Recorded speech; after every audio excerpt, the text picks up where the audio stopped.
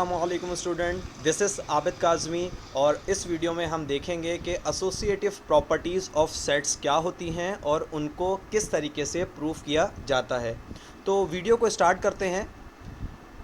Basically associative properties जो होती हैं वो दो टाइप्स की होती हैं। एक एसोसिएटिव प्रॉपर्टी ऑफ यूनियन होती है और second associative property of intersection. इस वीडियो को हम एसोसिएटिव प्रॉपर्टी ऑफ यूनियन से स्टार्ट करते हैं। ये बेसिकली स्टेटमेंट है जो एसोसिएटिव प्रॉपर्टी का होता है। ये बेसिकली ये कहता है कि अगर आपको तीन सेट्स का यूनियन करना है तो आप उनको किसी तरह भी ग्रुपिंग कर लें, उससे आपके आंसर पे कोई फ़र्क नहीं पड़ेगा।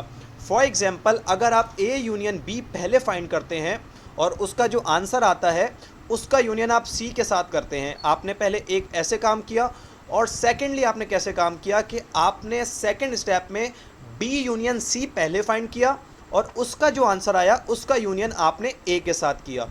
तो देखें, इसके अंदर आपने ग्रुपिंग पहले ए बी की और उसके आंसर को सी से यूनियन किया, और यहाँ पे आपने बी और सी को ग्रुप करके पहले सॉल्व किया और उसका आंसर यूनियन किया ए के साथ। तो इससे ये कह रहे हैं कि आंसर पे कोई फ़र्क नहीं पड़ेगा। चलें इस प्रोसेस को करके देखते हैं खुद से, ताकि आइडिया हो कि ये प्रॉपर्टी ठीक है या नहीं। तो पहले तो आप देख सकते हैं कि ए बी सी, हमें इस प्रॉपर्टी को प्रूफ करने के लिए कोई भी तीन सेट्स की ज़रूरत होगी। तो let's consider three sets like this. हमने तीन डिफरेंट सेट कंसीडर किए हैं। अब जैसे हम सेट की कोई भी प्रॉपर्टी प्रूफ करते हैं कि पहले हम लेफ्ट हैंड साइड को लेके चलते हैं। This is LHS means left hand side. तो ये पूरी लेफ्ट हैंड साइड है, तो हम इससे स्टार्ट कर रहे हैं। ए यूनियन बी ग्रुप्ड है और उसका जो आंसर आएगा उसको यूनियन करना है सी के साथ। तो जाहिर है वी स्टार्ट विद ब्रैकेट जो कि ग्रुप्ड हुई हुई है चीज़। सो ए यूनियन बी हम पहले सॉल्व करेंगे। हमारे पास ये है सेट ए, तो ए की जगह हम ये सेट पुट करेंगे यूनियन, और ये हमारे पास ये सेट बी है और बी की जगह हम ये सेट पुट करेंगे।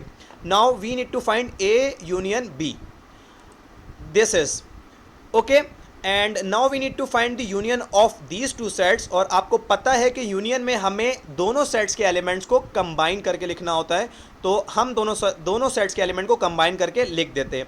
जैसे कि आप देख सकते हैं 1 2 3 एंड 5 इन दोनों सेट्स के एलिमेंट कंबाइन होके लिखे हुए हैं।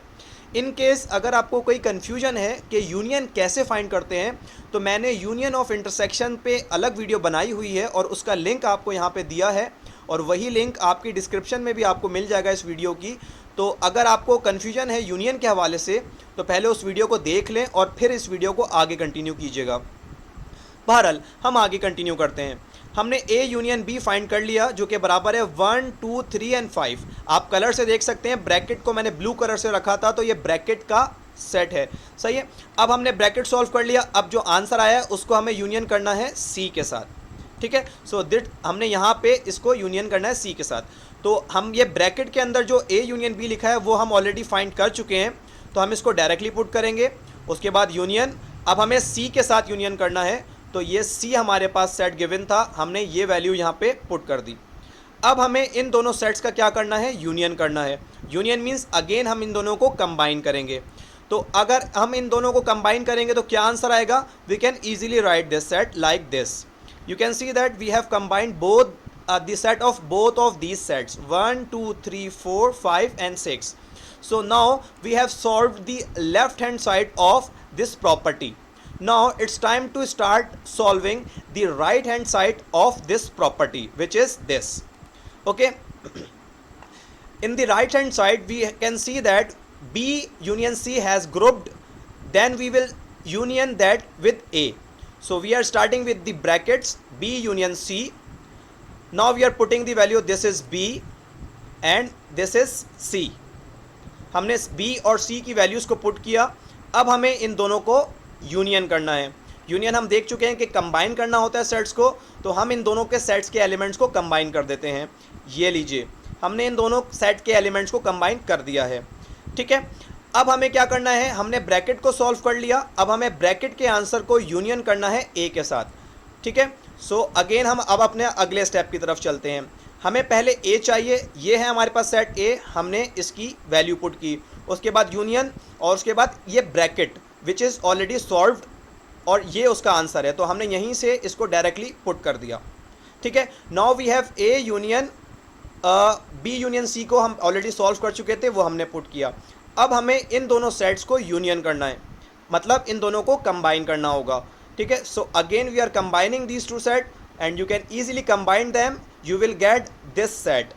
okay, now you can see that this is the result of left hand side and this is the result of right hand side, and we can easily see that they both are equal.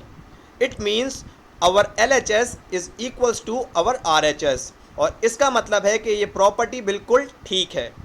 सो अब हम इस property को proof कर चुके हैं, जो ये कह रही थी कि अगर आपको 3 सेट्स का यूनियन करना हो तो आप किसी तरह भी उनकी ग्रुपिंग कर लें, उससे आंसर पे कोई फ़र्क नहीं पड़ेगा, और हमने ये करके देखा, आंसर पे कोई फ़र्क नहीं पड़ा।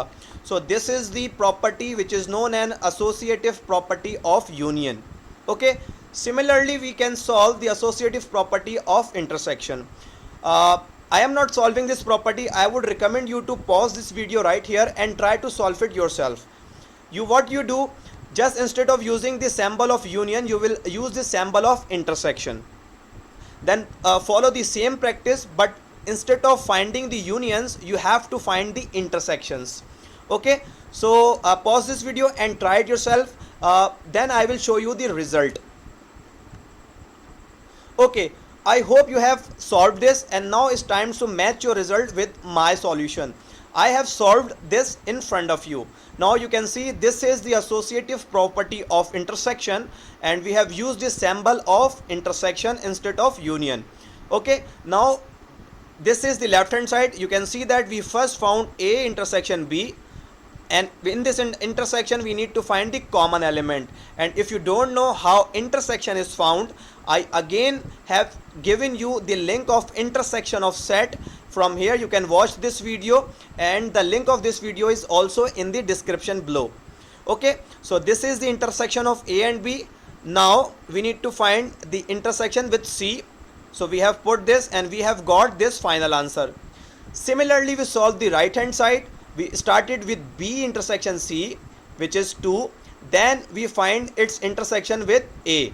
So again we got 2. Again we got the same answers of left hand side and right hand side. That means this is also the true property. So basically these are two properties of associative properties, and these are their statements. So I hope you have understood this.